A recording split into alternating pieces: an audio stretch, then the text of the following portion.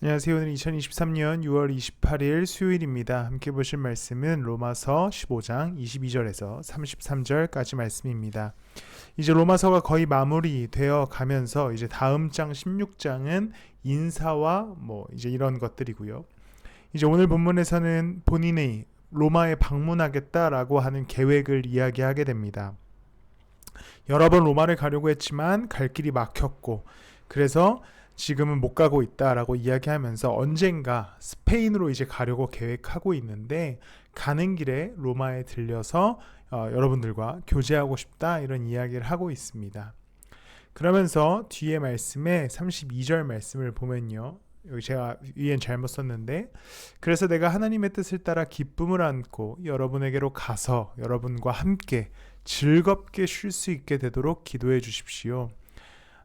언젠가 로마에서 그대들을 만나서 쉬고 즐겁게 교제하고 하고 싶다라는 그 의중을 표현합니다. 그런데 여기에 바울이 이야기하는 것은 하나님의 뜻을 따라라는 것이지요. 그 후에 바울의 여정은 이렇습니다. 사실 바울은 로마를 지나 스페인으로 가고자 했었습니다. 그는 3차 선교여행, 검은색 점선에 있는 선교여행 중에 로마서를 기록했고, 고린도라고 하는 지역에 위치해 있었습니다. 그런데 이 일이 있은 후에, 이 글을 쓴 이후에 그는 스페인으로 향했던 것이 아니라 바로 로마로 가게 되지요.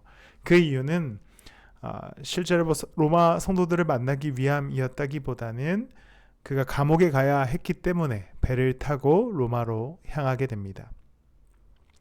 그의 계획은 스페인으로 가는 길에 로마에 들려서 하나님의 뜻 안에서 성도들과 교제하고 쉬는 일이었지만, 그렇게 되지 못하고 사실 바울은 로마를 감옥에 가는 일로 향하게 됩니다.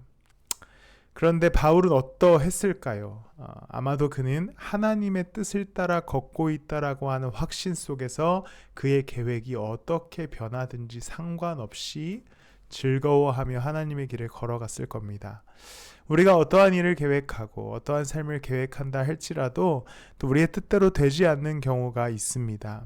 그러나 어찌됐든 하나님의 뜻을 따라 기쁘게 우리의 삶을 걸어간다면, 비록 내 뜻대로 되지 않더라도 하나님 뜻대로 되어서 더 큰 즐거움과 더 큰 복을 누리게 될 것입니다.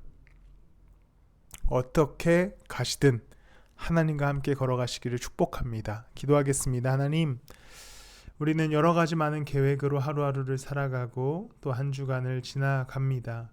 내가 알 수 없는 일들이 발생하고 또 내가 이해할 수 없는 사건들이 일어나지만, 내가 여전히 하나님의 뜻 안에 머물러 말씀대로 살아갈 때에 그것이 하나님의 방법임을 알게 해주시고, 하나님의 방법을 알 때에 그 안에서 평안과 기쁨을 누리게 해주시옵소서.